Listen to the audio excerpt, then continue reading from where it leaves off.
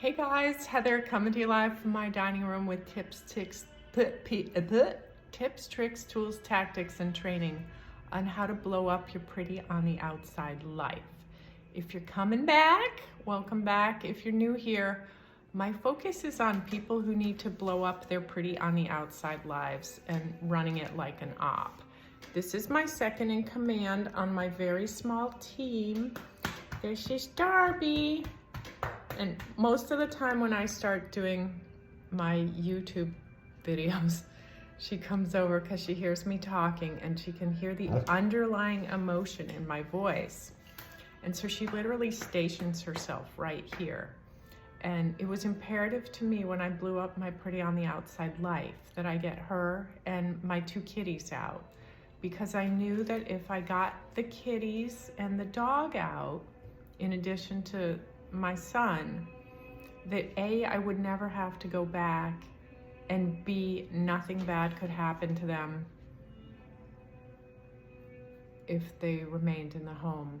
And one of the things about domestic violence and a down low abuser is that they will do really weird things. And long before you leave, there are usually tells in terms of how they are, what they do, how they do things. There's my girl. And one of the hardest things for me to come to terms with, in addition to what my now husband was willing to say and do to the child, as well as me, was that he was willing to leave the dog with an electronic bark collar on her neck all night. He would lie about whether he took her out or not, as in she didn't get a late night potty. Like, I would go to bed at 8 or 9 when I put the kid to bed because I was super tired and I need a lot of sleep. And the dog would literally, I would hear her crying in the middle of the night, get up, go downstairs, and she would have an electronic bark collar flashing green on her neck with a bag of Trader Joe's chocolate covered peanut butter pretzels in a Ziploc, because there's usually more than one bag in the giant Ziploc. And so the person that is now my now husband would leave the dog without peeing with an electronic bark collar on and a bag of chocolates that if she had eaten them, most likely would have killed her based on the sheer volume in there and the fact that it had peanut butter in it. And what dog doesn't love peanut butter? So thankfully Darby is much smarter than I'll ever be. Didn't eat the damn chocolates and figured out how to cry so as not to set off the electronic bark collar. And the way I figured out exactly what was going on was that I would clip her leash to the wire bowl at the end of the counter, and I would ask my now husband, would you please take her out? I'm gonna go to bed and I know she needs another trip out. And on multiple occasions, I would go down and the leash would still be clipped to the bowl, which meant she actually never got out after like 8 o'clock at night. So just know that if you're with a down low abuser, that it's imperative to get the pets out, because if that person's willing to do that stuff to the dog when you're in the house, after you leave, they're going to want to control what I call controlling the cheese. And it's like that book, Who Controls the Cheese? Well, you are the cheese, the dog is the cheese, the kids are the cheese, and all your stuff is the cheese. And damn right they want to control it. They either want to eat it or spit it out and then grind it into the dirt with their foot. So you're going to get the pets out. And one of the reasons people don't leave is that they don't know what to do with their pets. And if you have like 2 little yappers or 3 little scrappy doos and a couple of cats or a ferret and a guinea pig and a rat and a turtle and some fish, that's really tough, because when you have to drive away, carting 3 things of rodents with some fish is a toughie. But what I'd like to say is you do need to understand that the longer that you stay with a down low abuser, the greater chance you have of things ratcheting up beyond control goes. Reason being is that when you reach a certain point where you're not taking it anymore and you stand up to them, they actually go further and harder on you. It's okay, Dubes. And if you have a child and that child stands up for you or stands up against the tyranny, what happens is that the older the child gets and the more they exert their autonomy, the more the Kim Jong in your kitchen will try to actually put the child down. And that could be with word, or that could be via threat or violent actions against the child. So what I would like to say is that today we're going to talk about an amazing woman named Patricia McLean. She is the ex-wife of Don McLean, the one-hit wonder American Pie guy. Well, it turns out she was married to him for 29 years. He was a down-low abuser pretending to be America's favorite singer of that great ballad, American Pie. Well, in fact, she had a beautiful house up in Maine with him, raised 2 kids there.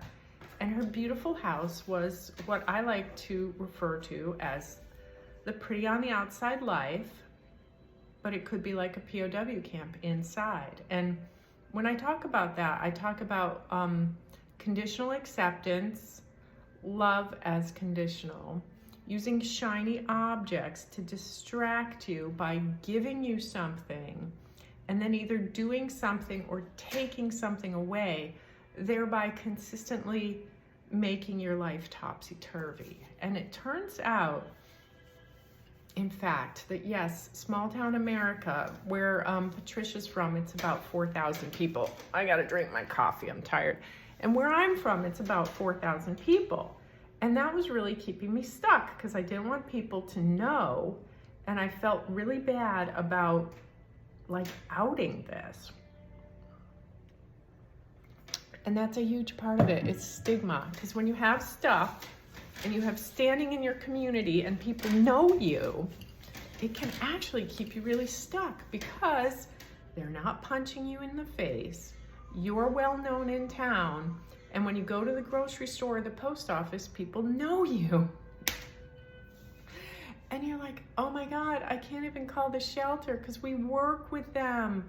We drive over there. I make deliveries there. And I'm just like, oh my God, I can't call them. So what did I do? I just bought myself a track phone for Mother's Day in cash. And then I called the shelter one town over, the bigger one.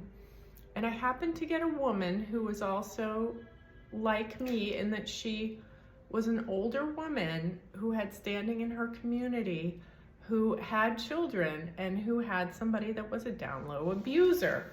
It was verbal for her, it was physical posturing, throwing things, threats of breaking things. And it was really just like my story. It was like when I called her up and I got her that day, I had a 47-minute call with her. And she kept saying to me, it's okay. You're not alone. I hear you. I really hear you. And she kept giving me gem after gem of wisdom. And her biggest gem was, you know, you have to plan for this. And she did call me dear. And she said, dear, if you can get a year's worth of money, try to have a year's worth of money. And I said, there's no way I can get a year's worth of money. And she said, well, try to get as much as you can. And here's why. And she said, when you out this person, they're gonna want you to become homeless because they're gonna want to take the kids and the pets back, and they're gonna want you to be homeless because they're gonna wanna punish you. And so sure enough, when I filed, the person that I filed on, even though they got an order to vacate, refused to vacate the home. And not only did they refuse to vacate, but they actually never looked for a rental. And the reason that I know this is because the cell phones were in my name. And so I could actually look at the statements and see the calls that were made. And after I left, there were no calls made that went to anything related to a rental. And when that person was saying they didn't have an attorney, in fact, there were 31-minute phone calls made to an attorney. And so What you may realize as you get to this point of needing to blow up your pretty on the outside life is that you may actually underestimate how willing the person is that's willing to be a down low abuser, how willing they are to lie. And they will lie to their lawyer, they will lie at court, they will lie to court officials, they will lie to court appointed representatives who are tasked with ascertaining what the home and living situations are, what the real story is. They will not only lie, but they will lie with such facility and such calm and plant little seeds of doubt about you that they're gonna be believed. They're the ones that are actually gonna be believed. Whereas if you're all like, ooh, and you're crying and you're verklempt and you don't have furniture, well, you know what happens? Because your vibe is lower and you're in a fear place, the person that's tasked with coming to assess you actually assesses you in a manner that implies that you are less fit as a parent. Because if you're in a fear place, or if you express emotion, sorrow, crying, anger, any emotion, if you come across as emotional, do you know what that does? It undermines you. So here's my advice. Listen up and listen good. You can't cry a lot. You can't trash the other person. Wherever you end up has to be neat as a pin, and you have to try to have stuff. So even if you have to call a sister or a friend and say, bring me a bag of groceries, or bring out things that you have in your fridge, I need to borrow them. You fill up your fridge even if you have no access to capital. Reason being that when they're in your house and you're offering them tea, they're actually looking around and they're seeing what's what, and they've heard terrible things about you. So the way you work around that is you're super calm, your house is beautiful, and I don't care what you do. Go to Salvation Army, borrow things, go to every thrift store you can find. I have shower curtains that cost me $1.99 that are much prettier than the fancy ones from the fancy store. So just know that you can make it work. Back to Patricia McLean. She was married to Don McLean for 29 years. One day in January in 2016, up in Camden on their 175-acre estate, Don got into a rage and was directing his rage at her, as the down low abusers will do. Well, as people age, especially if they're on the DL and they like to just rage, as their neuroplasticity wanes, or if they're using substances, or if they're stressed out, their ability to dial it back in the moment sometimes isn't as good as it used to be. So what happened was Don went way over the edge and was physically aggressive, abusing her, hurting her, putting his hands on either side of his head and squeezing her head. She ran into the bathroom and locked herself in the bathroom with her phone in the middle of the night. She dialed 911. The cops did get there. And when they got there, he was arrested. He was taken to jail and booked. And he was booked on six counts of domestic violence related charges. Because he's Don McLean and he has a worldwide fan base and a huge spin machine based on, what's 30 plus 16? 46 years of fame, let's just say. Anyhow, he has like 5 decades of fame, okay? So he lawyers up, talks about how it's a devastating time for the family and the whole thing is just terrible and isn't it just awful? Gets out the small violin for both himself and the public persona, and ends up getting a plea deal. What that means is they take 2 of the charges off. He's gonna plead out to 4, and if he's a very good boy, the worst charge, domestic violence assault, will be removed from his record, expunged after 1 year.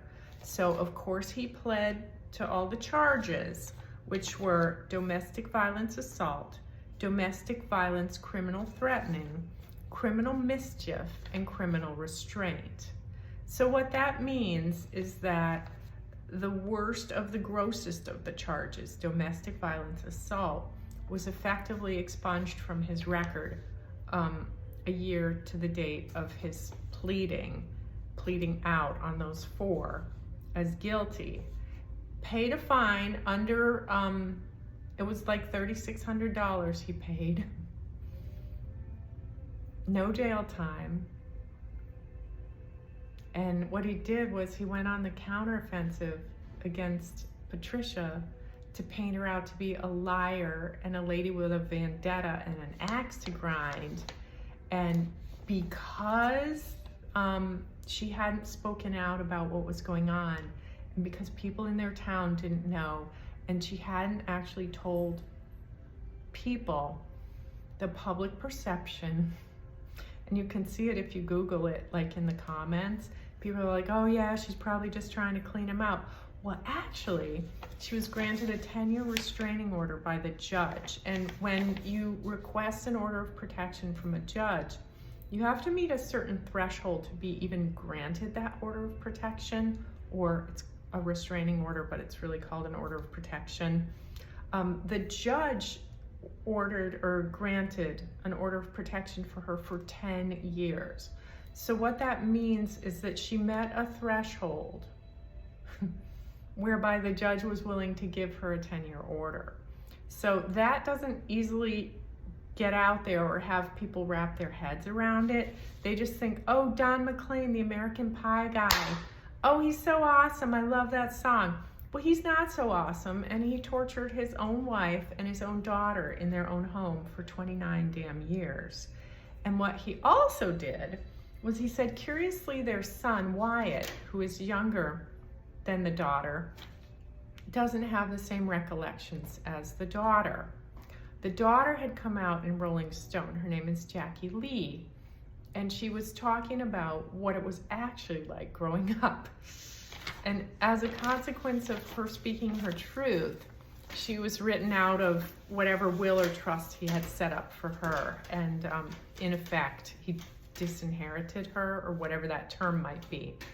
And what she has come out to say is that she knew it was going to happen, but she was willing to do it because it would set her free and allow her to speak her truth and thereby get past the years of trauma that she's been working on, based on really coming to terms with the fact that her father is a down-low abuser, a liar, and that his public persona mattered so much more than her mom, or their entire way of being in their house. And the fact that he used Wyatt as an alibi and as somebody who doesn't have the same set of recollections is fairly typical of that type of abuse, because they actually want to have an alibi and a staunch supporter within the family. And I'm going to bring it back to my case where 4 months after I filed, August, September, October, November, 5 months after I filed, after he had tried to take away my parental rights in court and make me only able to visit our son for 1 hour a week at his discretion under supervision in the county room where people that have done offenses against their children go. After the person that I tried to divorce in a civil manner did that to me, what he also did was he friended or tried to friend my sister on Facebook right before Christmas, thereby trying to demonstrate that my own family would friend him on Facebook. Well, thank goodness my sister didn't friend him on Facebook. And thank goodness she had been to court to hear me name called by his lawyer, as in, I am, what did they say? They actually said things that my lawyer should have objected to, but she didn't. They said I was bipolar, that I was profoundly mentally disturbed, and that I drank a bottle of wine a day before switching over to Scotch. And let's just say that that sounds like something that somebody might have done, but it wasn't me. And I couldn't have done it because, well, right now I weigh 105. And if I had done that, let's just say I would have been on the floor. They would have actually had to call an ambulance for me. So there's no way I could have done that. But I did make the big mistake of throwing back some wine and yelling at my husband one time. And I said, I don't really need you. And then another time when I threw out my back and we went up to my sister's house, the brother-in-law gave me his back medicine. And it was 10 times too strong for me. And I did have drinks that day. And I guess the combo of it made me lose my shit on my husband because I felt good enough to yell at him with my family around. So my outbursts were used against me, and then they used that to say that I was mentally ill to the point of being bipolar. Well, I don't know much about what the diagnostic criteria are for being deemed that, but I'm fairly certain that the lawyer for the other side and my husband weren't administering psych evals to me, but they did want me to pay for my own in court. So what I did instead, which was the smartest thing I ever did, was I actually did forensic hair testing, and I have long fluffy hair. So I was able on multiple occasions to go have my hair tested to prove that I wasn't actually using alcohol. And the cool thing about forensic hair testing is that there's a chain of command and it's bomb-proof. So your lawyer gets the result and then they hold that, and then if it does have to go to trial, or if they are slandering you in court, you actually have paperwork that can back up that in fact you're not using either alcohol or substances. So if you do have coping strategies that don't serve you, I suggest that you get some other coping strategies, such as ordering up forensic hair testing, knowing that it can go back a year, and that if you have it, when you do get accused of being a bipolar drunk, you can say, well, I haven't used alcohol in a year. Here you go. And actually your lawyer says that because there's a chain of command. So going back to Patricia, what did Patricia do? Well, as a photographer, a photojournalist, and a fine artist, as well as a mother and a creator of all different sorts, including gardening, calligraphy, and just being a generally big-hearted, beautiful woman inside and out, she developed a project where she made a public awareness campaign showing the faces of women who have been publicly identified as domestic abuse and violence survivors. And she did a public service campaign whereby she photographed these women, absolutely beautiful, stunning portraits. I'm going to type it in here so you can see it. Finding, oh crap, let me just do it on my other computer. I don't have my glasses. She did these beautiful portraits, and then they were put up all over the place in rural Maine. And what happened was Don got wind of it, and he wanted to shut it down because he said she was using these portraits to defame him as an abuser, even though he had already pled guilty to domestic assault. What was the other one? Oh yeah, domestic violence assault, domestic violence, criminal threatening, criminal mischief, and criminal restraint. So here's what Patricia did. She did these beautiful portraits and she put them up all over the place,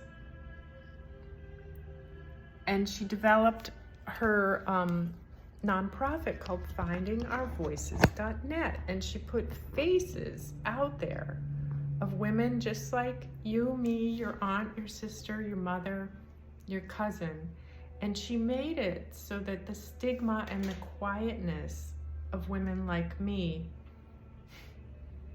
it didn't exist anymore because the faces and their story were out there.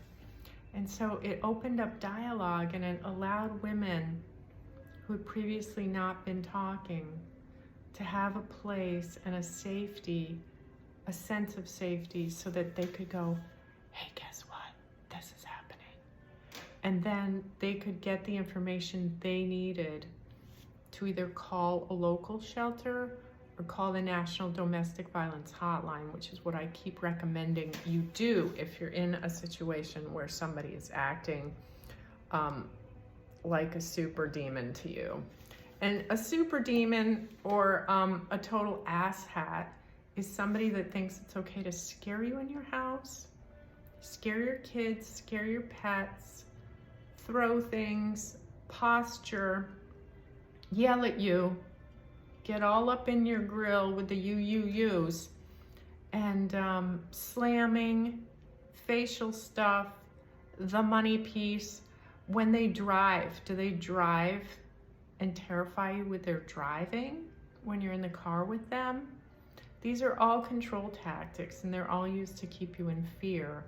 Do they slam doors? Do they actually do multi-day or half-day or three-quarter-day silences combined with like turning the television up to 80 and then screaming at you over the TV? That one was used in my house, and I didn't really like it. The TV is usually at 13. So when it goes up to 80 on the volume and then somebody's yelling over that, it's no bueno. So I just want to say that Patricia has found her voice and allowed other women to find their voices. And when I read about her campaign, I reached out to her 3 years ago. This is 1 year into my divorce. And I was still so afraid that I actually emailed her from an email of somebody who is the main character in the Harold and Maude movie. Because I love Ruth Gordon, so I actually made an email using her name, Maude, and Patricia emailed me back, and what I know about her and what I've read about her and her story and Jackie Lee, her daughter's story, convinced me that the down low abusers can go multi decades, as in for her it was almost 3 decades before he became murderous towards her in their own house. And yes, he was trying to smash in the door so he could smash her in. And she does credit having her cell phone in the bathroom and dialing 911 with saving her life. So what I would like to say is that yes, they say October is National Domestic Violence Awareness Month. Well, actually every day should be National Domestic Violence Awareness Month, because evidently the statistics from the CDC state that 1 in 4 people, most of them women or children, have experienced some form of domestic violence. That's 1 in 4. So let's just say that women with stuff, women with families, women with standing in their community, women with pets, women with pretty on the outside lives, we do stay. And a lot of it is we haven't talked about it. We think we can handle it. And what we don't understand is that the person on the other side, they're not actually wanting to work with us on things. And they give us lip service, or they act certain ways to placate us. But then when we go to them and we share our truths, or we try to be heard, or we try to actually be open and in communication, the information that you give them is filed away. And then they know how to hurt you deeper the next time.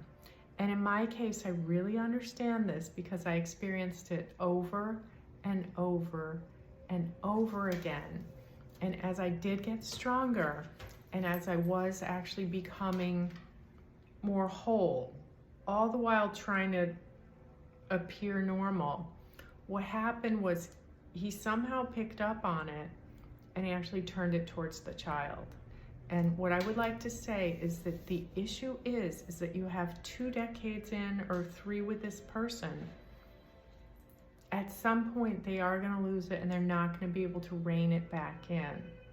And so before that happens, and before you become an unfortunate statistic, it's imperative to take it seriously. So another tactic that I have for you is to absolutely make sure that you have 5 names written down on a piece of paper in your car. So in case you can't grab your cell phone when you have to drive away, or in case you have to leave your cell phone behind, you have at least 5 people that you know that you could call and tell them that you're in dire straits and you need their help. What I did was I took a book, an Annie Lamott book, and I actually wrote inside the back cover my friends' names and phone numbers down. And then I had another piece of paper that I stuck in the manual of my car that also had those numbers. And it's imperative that if you have to leave and if you have to flee, that you have the phone numbers of people that you could trust to either share money with you or give you shelter. And one recommendation I have is absolutely make sure you have access to capital. Have one of these kind of little cards, have a track phone, and be able to put money on it so that if and when you do have to do your op and you do potentially decide to leave your cell phone in a safe location, if you can, off-site, that you can make calls and that you have a credit card. So if you have to order something, and if you do put a joint funds restraining order on joint cards, what that means is if you have a debit card for your joint checking account, you can no longer access the joint checking account because it would be in violation of the restraining order on joint funds. So this is why you need your own bank account with just your name on it, and a bank that you don't actually bank at with your partner, so that when you go to deposit or you use the ATM, that people don't see you, because then when he or she walks in there, somebody will say, "Oh, I saw your wife, she looks so great, how are you?" None of that. So what's the other thing? Copy off all your documents, your important documents, and at least have a copy, if not the originals, in your safety deposit box that I asked you to get. Store the originals off-site and ensure that wherever they're stored, that you can, in fact, access them as needed, because when you fill out the court documents, you'll need to know specific things, like if that other person was married, or if you were married, you need the date of the dissolution of your previous marriage. That's an important one. And if your partner is not talking to you and using court as retribution, when you have to fill out paperwork, if you can't go back to your marital home to get documents, relocating them before you move out or drive away is imperative. What else? Make sure your pets are vetted and up to date on their shots. Many shelters will actually house your pet for you if you're a victim of domestic violence. And in some cases, they'll keep your pets, I believe, 4 months. And the pets will be used as a tool to try to get you back into the house, or something might happen to them if it's a case of somebody who's prone to really weird stuff. So getting the pets out is imperative. They are members of your family, and when you leave, and you leave with the children, that pet's going to be flying blind with the what I like to call pharmacist or snociopath. So just understand that if you have gotten those guys out, when you never go back, then you're not worrying about it, and you don't have to fight for them. And if perchance it gets into a push-me-pull-you match for the pets, understand that if he's willing to treat you like shit, and you've been doing all the maintenance on the pets for years and years and years, not only will that person not know how to do the maintenance, they won't do it, they won't vet them, and they won't do the basics. So that's why you got to get the pets out, okay? And what else do I want to tell you? Sleep, nutrition. If you're still sexually active with your partner, make sure you get the 28-point check under the hood. And if they wake you up and ask you things like, "Do you cheat on me?" assume that they're cheating on you, and that you should immediately go get yourself tested for STDs. And if you're eating food that they prepare, if you have special dietary needs, like you're gluten-free, and if you have a down-low abuser, assume that they may be putting things in your food, and assume that they think it's hilarious when you eat 3 servings or more. Do I sound upset? Does my face go flat? Do I look like I'm disassociating? Yeah, that happened to me. And what I would say is he had a very involved discussion with 2 people that are no longer in my life at that table behind me, where he was so concerned for their daughter who had gone gluten-free. Yet for me, who had gone gluten-free 4 years prior, he was still putting gluten-containing ingredients in up until the month and the very days that I left, and not telling me. So all I can say is I understand what Patricia went through, and although mine didn't slam my head or hold my head between his hands and try to crush my skull, he did subject me to threats, intimidation, and when he stepped on my toe and broke it, I was expected to go to work, to stand up, to tape my toes together, to wear bigger boots, and he actually never circled back to even ask me after he broke my toe when I was doing dishes at the kitchen sink. That was December of 2000. What year was that? December 2015. It took me 4 years to leave that guy, and I wish I had left earlier. But just like Louise Hay says, I forgive myself.